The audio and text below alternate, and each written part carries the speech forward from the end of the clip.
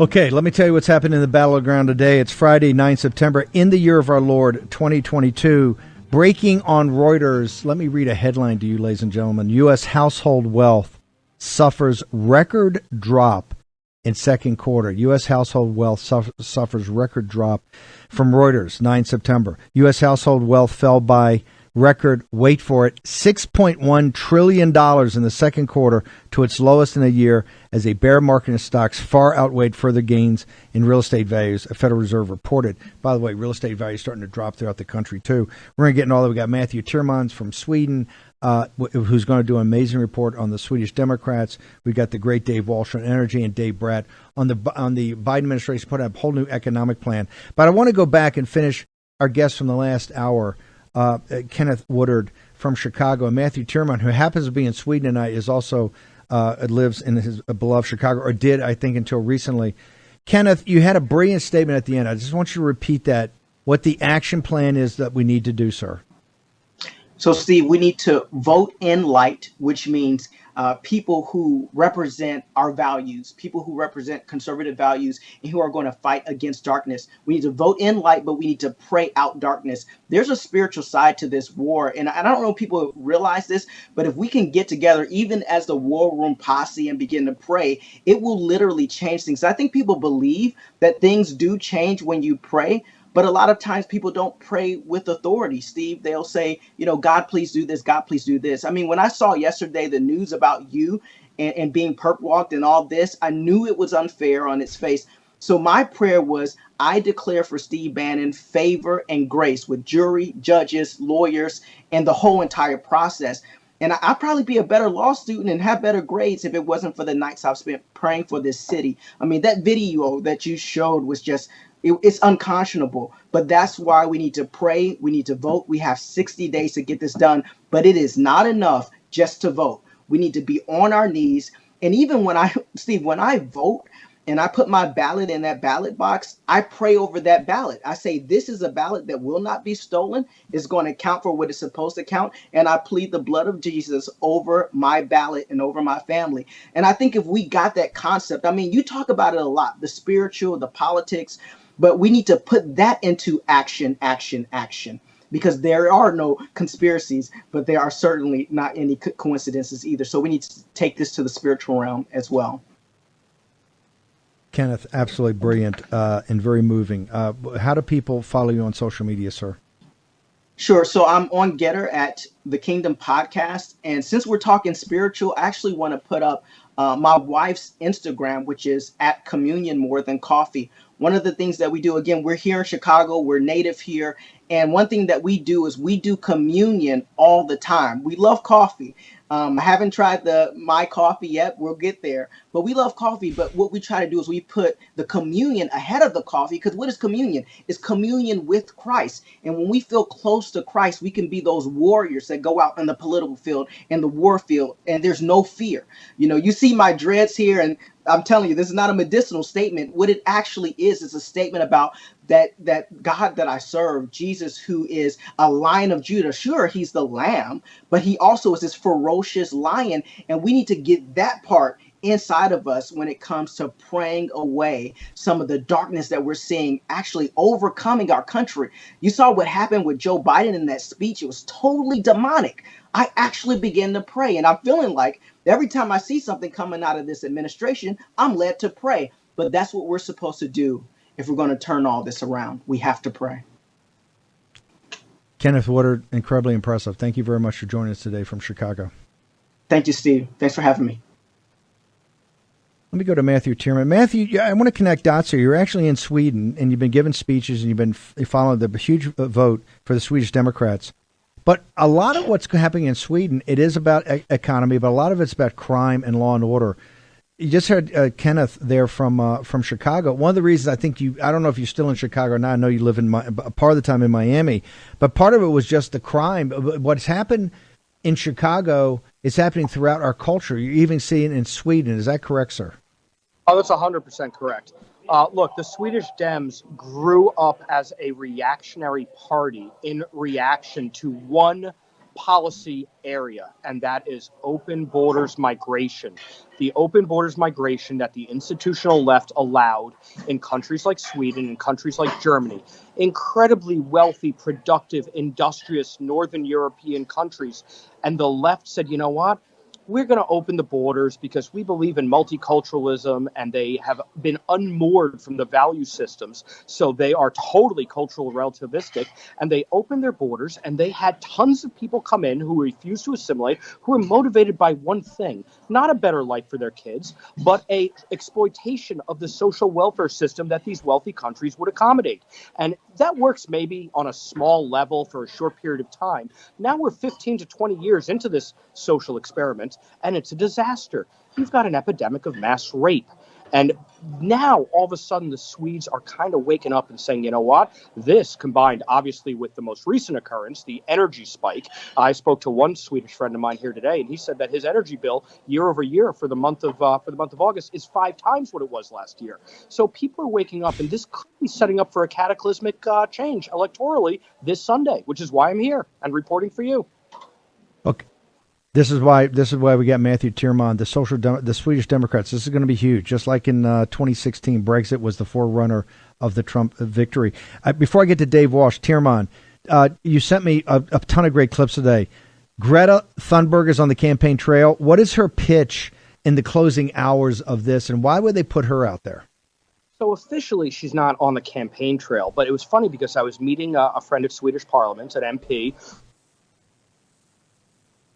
I've been trying to cover what's going on in this electoral cycle. And I just show up there. There's an alley, sort of a street, a mini street by the river that separates the Royal Palace and the Swedish Parliament, the Riksdag. And there, huge police presence. You've got Greta Thunberg on stage with a poster, a backdrop behind her. People Not Profit. By the way, her speech was in Swedish, but that was in English. International marketing. And right behind her on the other side of her was a LGBT flag. I don't know what that has to do with climate change, but she was stumping hard for all of her agenda items. And one of the chants that she was running as she marched over to the rally site with her followers was "No racist, no fascist on my streets." I don't know what that has to do with climate change, but somehow they're conflating it. I asked a friend of mine, has she been in society over recent weeks, months, years? She's been nowhere. They trotted her out. She's officially not a member of a party. She's an issue-based advocate and activist focused on climate change. But here she was on the Friday before the Sunday election, running chants like international solidarity, we only have one planet. This to me sounded like Workers of the World Unite, rebranded for the 21st century green agenda. The economic warfare didn't work, so now the racism, no racist or fascist on my blocks. This means they're going to make your life uncomfortable if you vote for the Swedish Democrats. Trust me, this is bringing it right home. Hang on for a second, Matthew. We got more on this. We got Brazil. President Trump today endorsed Bolsonaro. A lot going on, but I want to bring in Dave Walsh. Dave, walk me through the economics. The Swedes' crime and the out-of-control immigration is number one, but the inflation and particularly energy. Where do we stand today? You saw where the last act of the Queen, and we're going to have Peter McIlvaney join us here in a moment. The last official act of the Queen was to allow Liz Truss to put together a government, right? Because she's been voted the head of the Conservative Party. First thing she does is says, "Hey, I'm going to freeze your electric bills. I'm going to freeze your energy bills for 2 years." What's the latest on the energy crisis in Europe, sir? Well, quickly, Steve, the scorecard on Liz thus far, we got 3 things. A+ on 130 drilling permits in the North Sea. She wants to cut loose. That's great. Make fracking legal in the UK. It was deemed illegal 2 years ago. Now make it legal. That's her agenda. That's terrific. The price cap thing is, it's out of the French playbook on EDF, tried twice, bankrupted EDF, been tried in California, another leftist energy state, if you will, bankrupted PG&E on the same tactic. Bankrupting utilities, that's what winds up happening when you set price caps on electricity and natural gas. It causes them to have difficulty funding and raising capital going forward, and causes them to lose a lot of money and can cause them to go bankrupt, which then the state takes over and you've got, then government running the problems they caused. So that's not a great thing.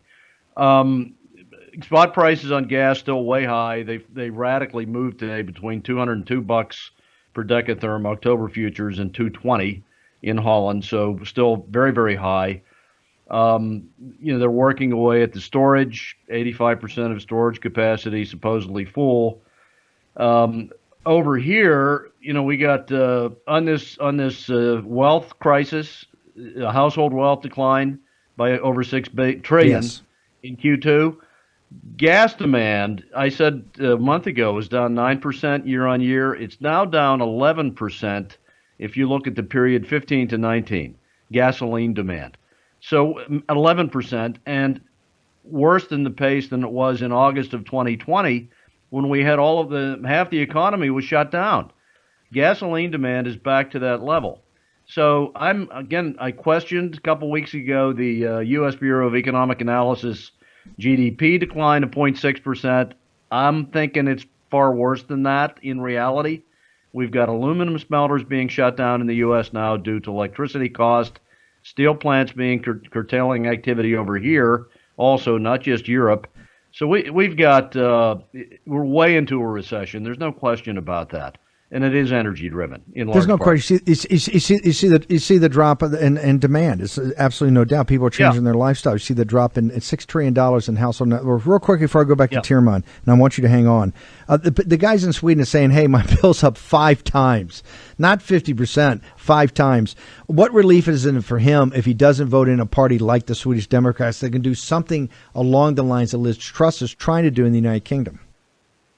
Well, no relief because price caps is a theory. By the way, the whole EEU is evaluating this as a group. They're going to try to form an 18-nation consortium to cap prices of gas being imported from Russia and elsewhere, and then have some relief on collateral rules on electricity trading. But the price cap thing is another activity that winds up stifling production. And what is needed now is the opposite: North Sea production. Conventional drilling in North England and in Sweden, and Norway is all over this in a positive way, has been ramping up North Sea production even before this so-called crisis. They've got a big field coming into play here this fall. Sweden's got to catch on with that, and the UK raise production, not price caps, but get North Sea production elevated, get natural gas fracked in England, conventional drilling, move ahead with that, get back to some mining, open up coal plants as Germany has done. 10,000 gigs of coal have been reopened in Germany, 10 plants. That's necessary. England's got to do the same thing. Hang on for a second, Dave. I want to go back to Tierman. Tierman, in the economic part, how big is that playing versus this? Because the immigration's out of control, the violence is out of control, the mass rapes are out of control. Are the Swedish Democrats finally going to be able to pull this off after all the years of knocking at the door? Well, let's go back about 18 to 24 months. The Swedish Dems, in a poll, and this was a non-electoral cycle poll, they actually at one point in the last 24 months polled number one in the country at 25% when the incumbent Social Dems were at a very low approval point. And then they pivoted to the center and they lost that. And I told them, as you would, double down. Be aggressive. What got you here? The silent majority is angry. They've been screwed over by the incumbent establishment. They may not understand exactly how it is that the elite have sold them out, but they know something's rotten in the state of Denmark, to conflate a Scandinavian metaphor.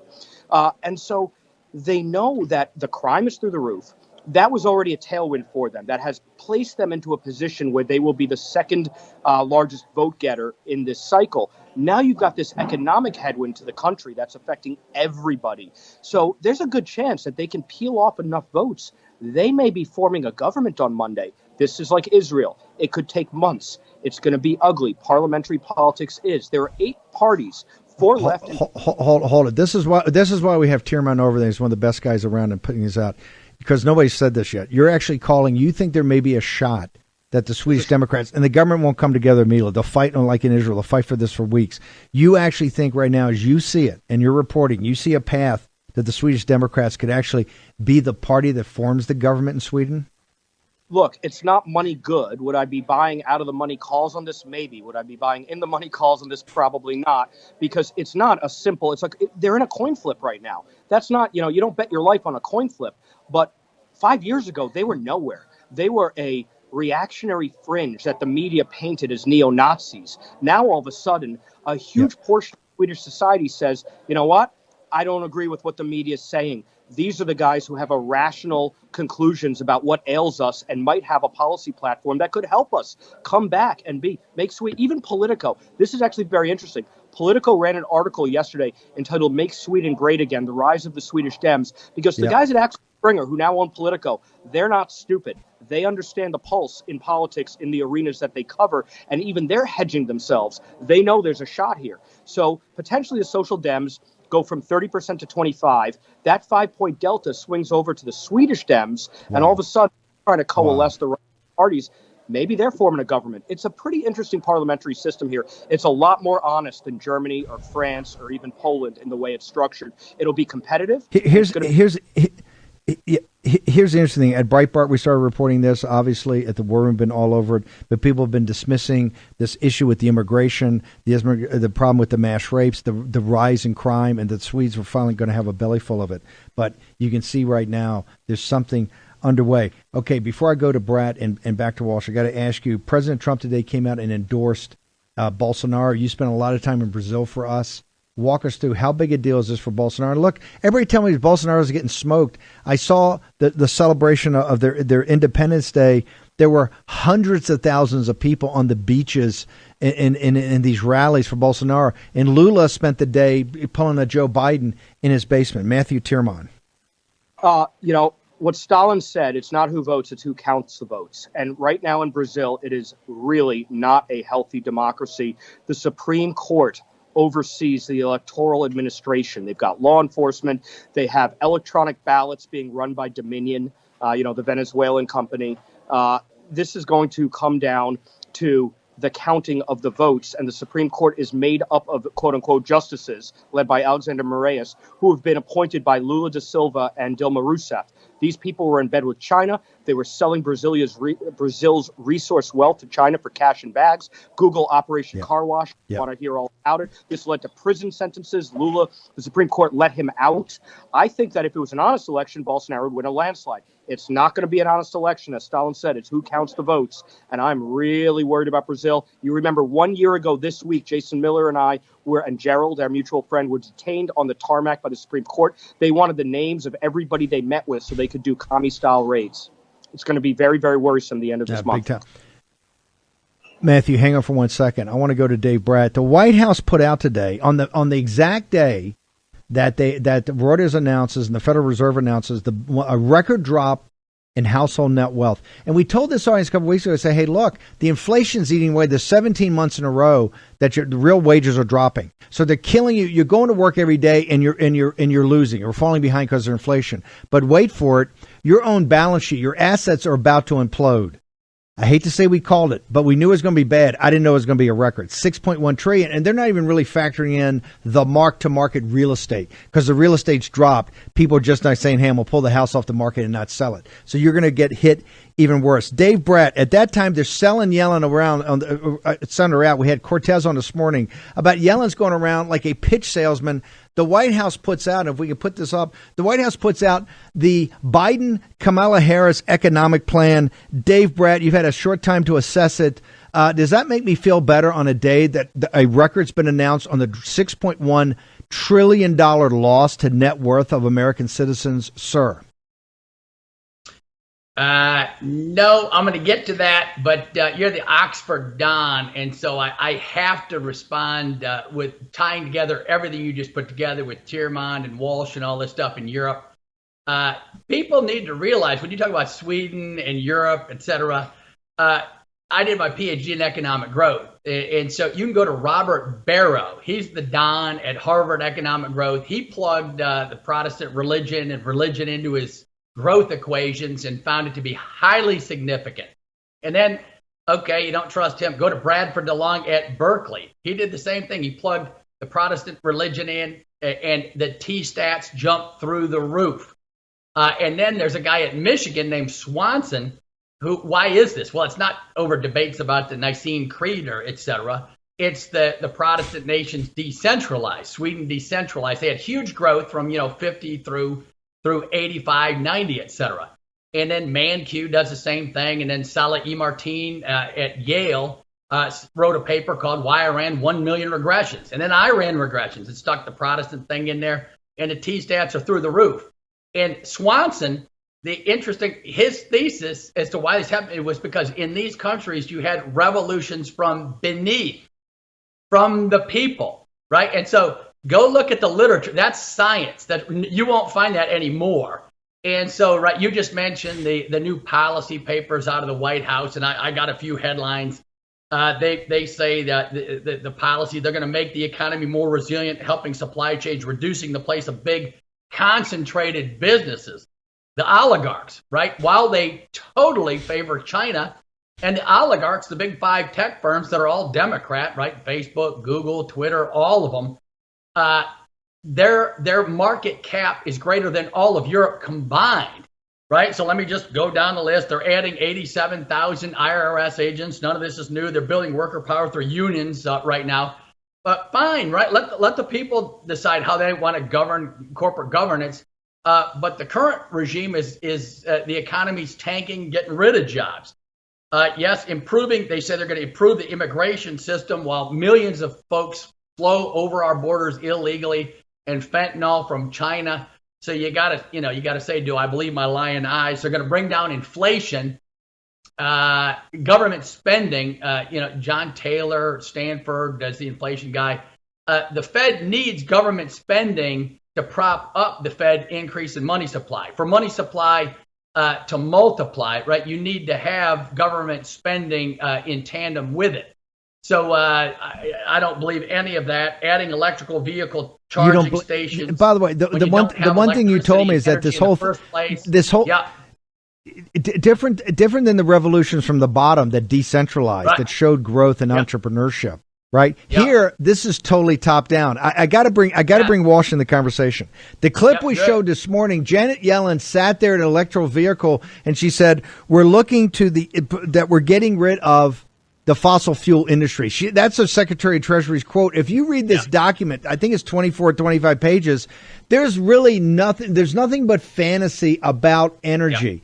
Dave Walsh, once again, can Europe, can the United States, can the Judeo-Christian West solve this economic crisis their elites have gotten into, listening to a 12-year-old petulant preteen in Sweden named Greta Thunberg? Can they get out of it unless they, as adults, come to grips with energy? Dave Walsh.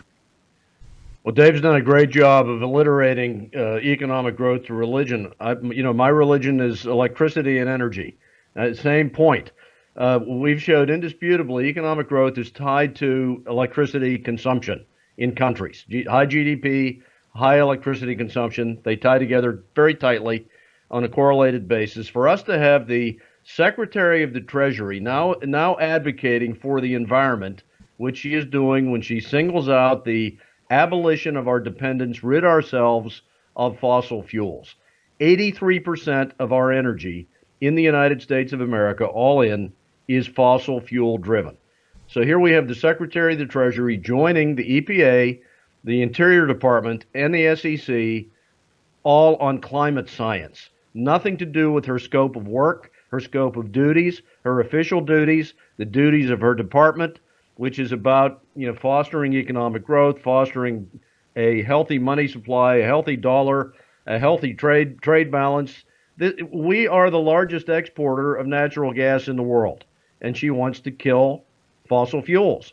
This is senseless, utterly senseless. We're the largest oil and gas it's supplier insane. in the world. It's not, Dave. If it was senseless, it's insane. It's insanity. It's a fantasy. Hang on one second, right there, Dave Walsh. Yes, basically destroy our industrial capacity. That's what she's saying. Too. Natural gas is our biggest export product today. Dave, we've got Brett. We've got about 60 seconds for you. Was there anything in that report that you saw that would convince you as an economist that they were serious about true economic growth and not just this continued pumping money in the system? Anything to get the carcass back alive again, sir? From a policy perspective, and I had one more to go. This is the beauty, right? This is a literary Orwellian creativity fest. In the policy document, they're going to do some reimagining of the federal government's role in improving productivity with a federal government investment project across the board, right? And so I don't want any reimagining. I want economic science. And by the way, the American Economic Convention is coming up for the top economists in the world.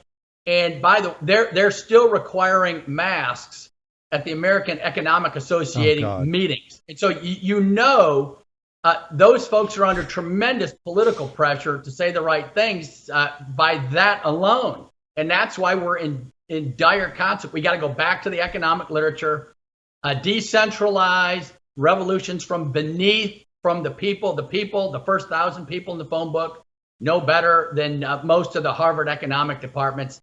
And let's put the American people back in charge of the government. The role of the government, by the way, is to produce the institutions that are necessary for property rights and et cetera, and then let the economy run. And by property rights, I mean China is now excluded, right? They are not reciprocal. Dave, we got to bounce. We've got to bounce. Good. What's your social media? How do people get to you? Yep. Getter, Brett Economics. I just posted a ton of economic charts yesterday. Go out, share them with young folks in your lives. Dave Bratt, thank you very much. Okay, Kevin Walsh in Tirman, Sweden. Naomi Wolf's going to join us. Short break. Be back in War Room Battleground in just a moment.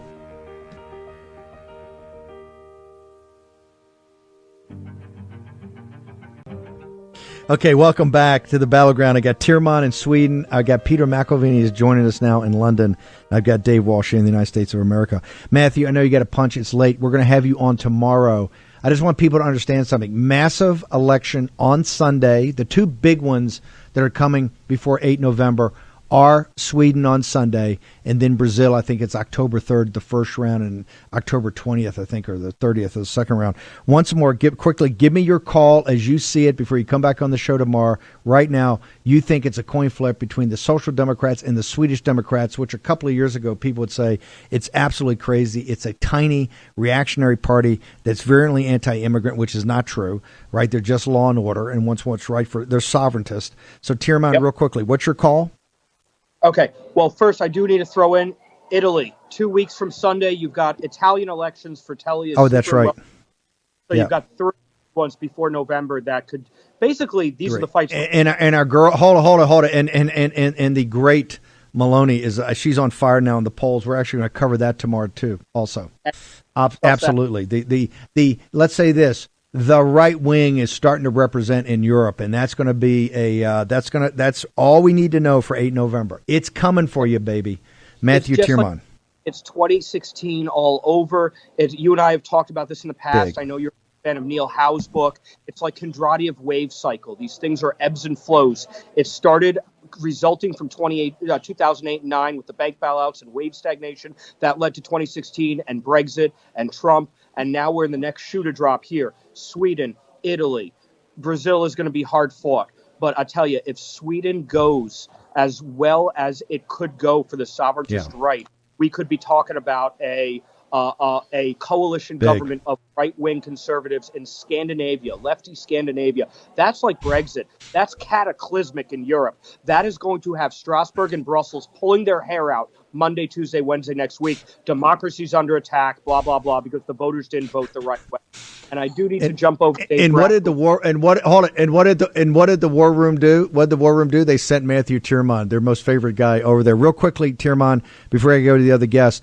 A record drop in net worth, $6 trillion in households. We call it a war room. And that's even before marking to market the real estate. The Federal Reserve goes, oh, well, the real estate values, hey, go try to sell your house a day. You're going to get a 20% downtick.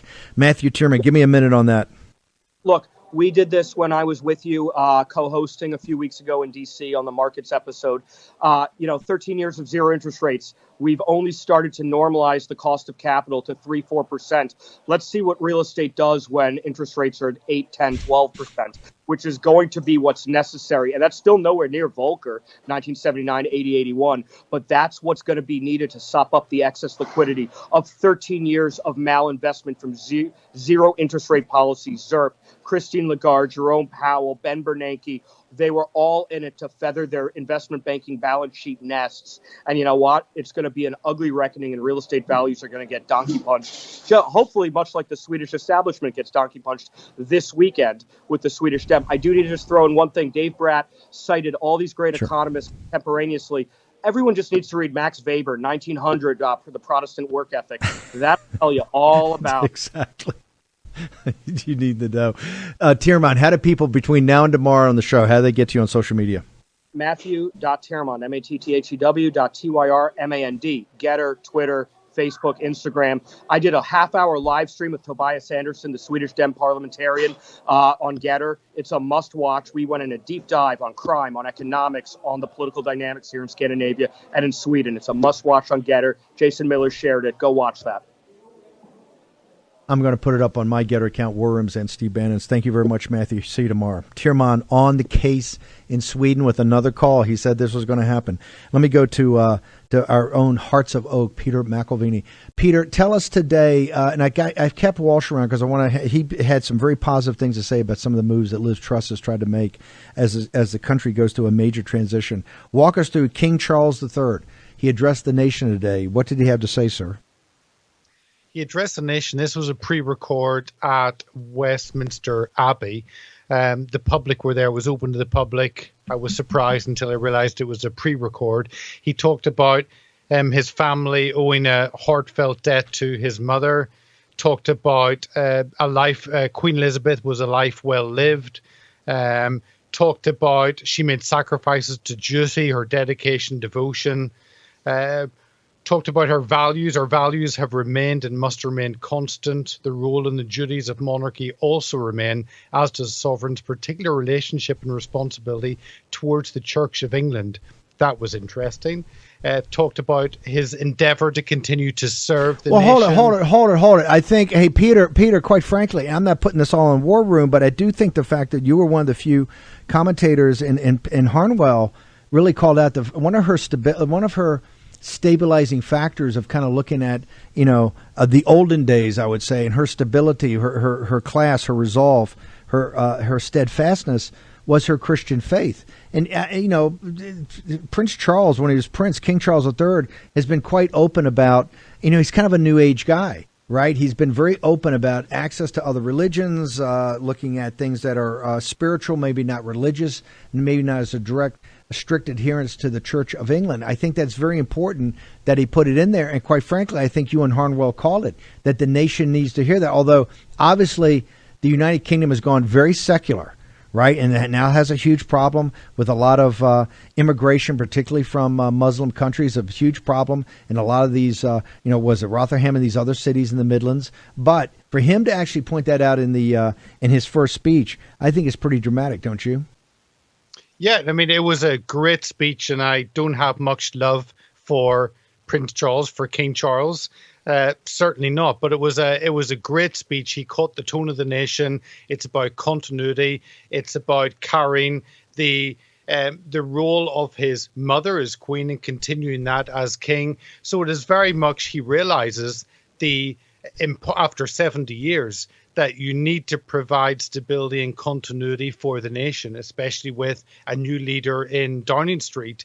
And he, I think, can do that. So although I have many criticisms of his links with the WEF, of zero emissions policy, net zero, yet it was a really good speech. I watched it twice and came away thinking that he caught the tone of the nation, and he finished very personally saying, "And to my darling Mama, as you begin your last great journey to join my dear late Papa, I simply say this, thank you." So it connected with the nation, and also it connected with his new role, which has to provide stability to the nation. Let's talk about stability for a second. I want to bring in back to Dave Walsh. Dave, you see there could be a political earthquake on Sunday in Sweden, and they've actually gone to the bullpen, as we say here in the United States, and they brought Greta Thunberg, the petulant teenager that, quite frankly, the European elites kowtowed to, right? They kind of used her, but they kowtowed to her. And this is one of the reasons Germany, I was on with some German people early in the day, essentially kind of lighting them up. They haven't been, these are people in other parties that I don't think have been aggressive enough in giving alternatives, particularly on energy policy. But I want to just make sure, is England right now is in the middle of this transaction for Peter and the guys? You actually think Liz Truss, a couple of her moves, besides the price caps, hey, you're not going to increase your electric bill, which means taxpayers are going to be bailing out bankrupt British electoral countries. I want to go back. The other two moves you talked about, make sure people understand that. What did she do, and why do you see that as a positive sign? No, the UK's been held back on North Sea exploration and production consciously for 10 years based on the Green Movement pressure. She had announced prior to being selected that if she were selected, she would open up 130 permits for new drilling and exploration in the North Sea, which is a very good thing. You know, we had 10 million barrels a day being produced there about 20 years ago, now 3.5 million barrels, 65% reduction. The UK has been a far bigger part of that than Norway. Norway's hung in there and continued to produce and explore. UK investment in exploration, BP and their firms, way down the last 5 years. So that's a very good sign.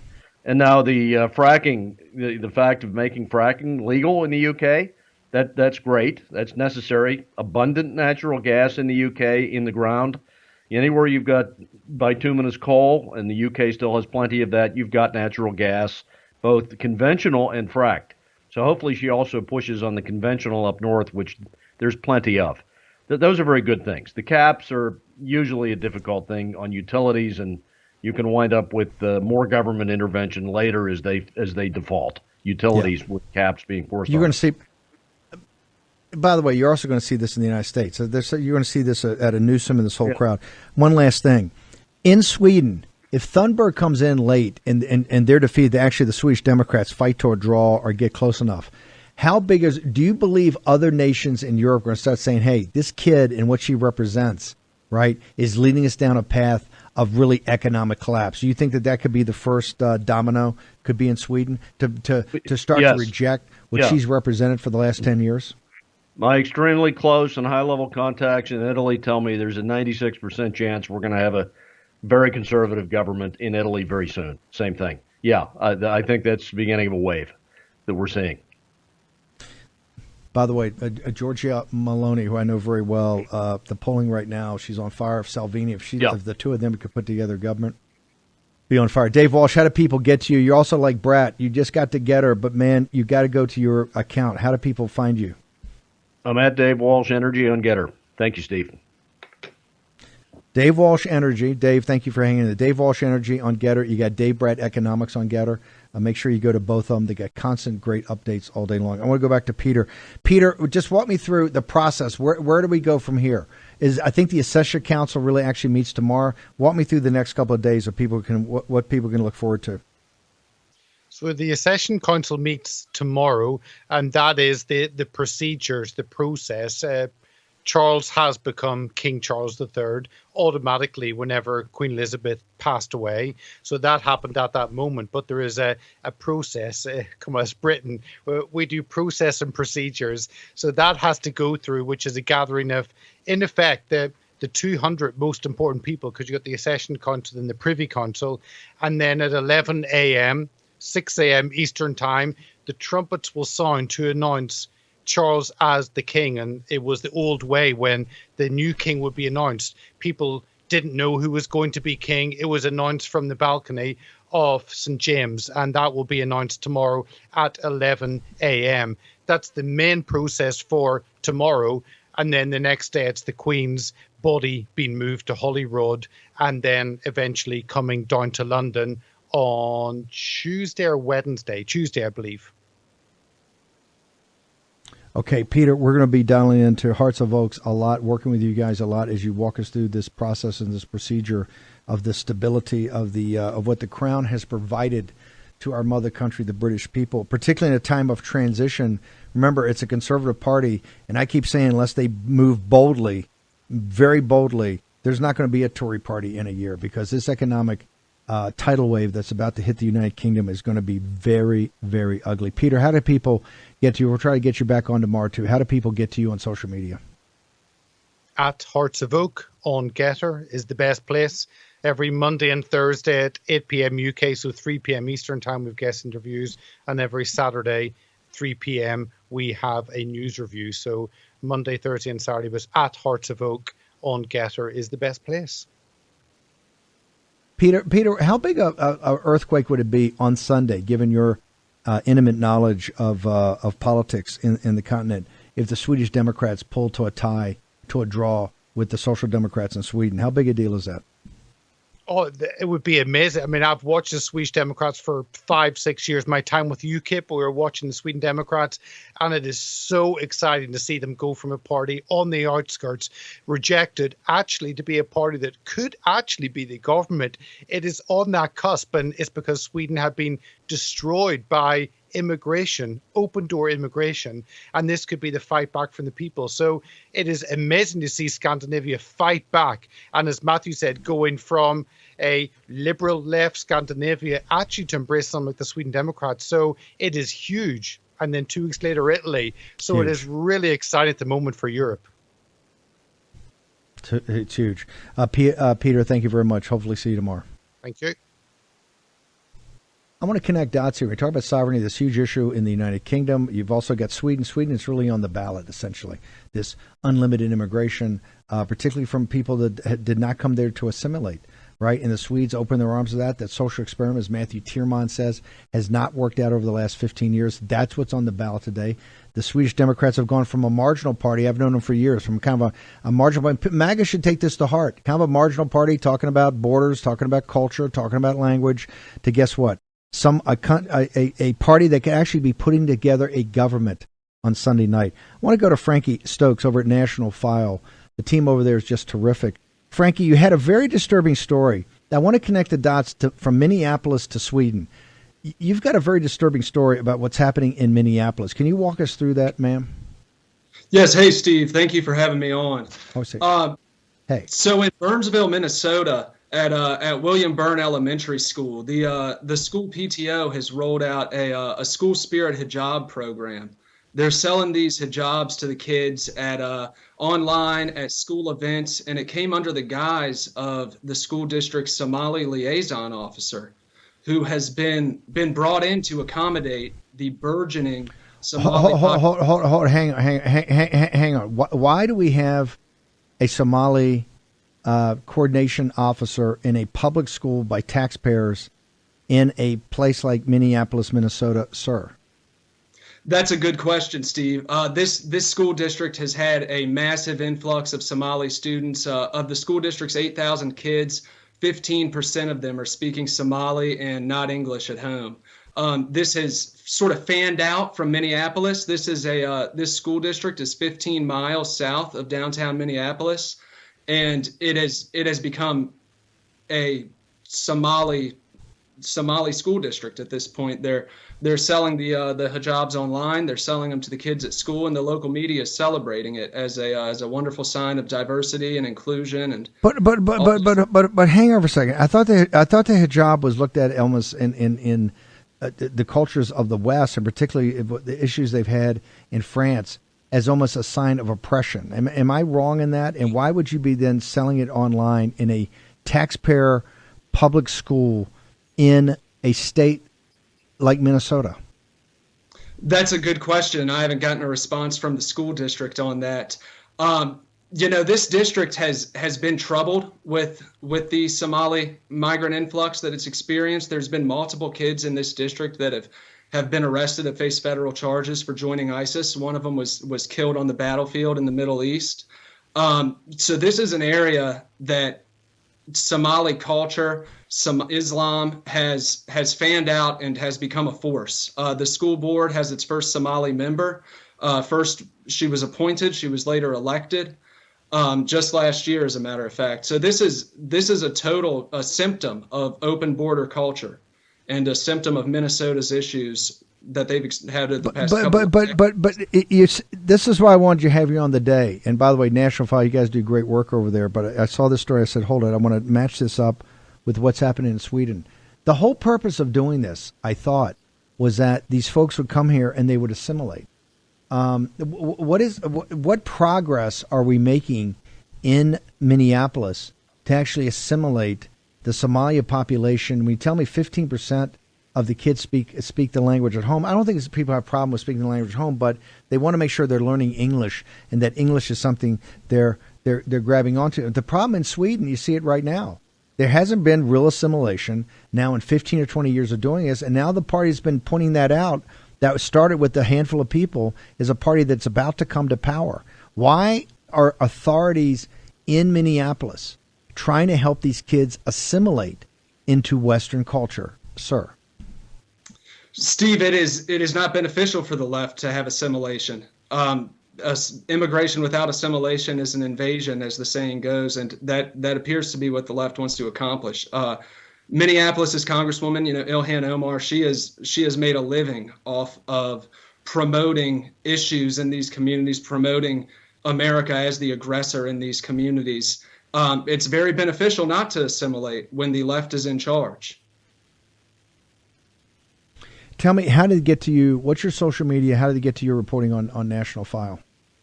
Nationalfile.com. We track a lot of these issues. We track the issues in the education system, open borders, culture issues, politics, the whole 9 yards. I can be reached on across social media platforms, Gab, Getter, Twitter, at Stocks, STOCKES 76. Stocks 76.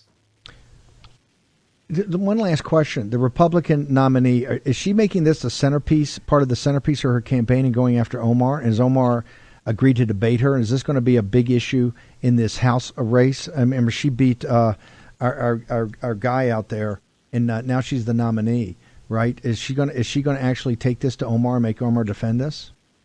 I don't think so. I don't think anyone in the GOP is serious about taking this issue to Omar. I think that it has benefited the establishment of both parties to have this go on as long as it has.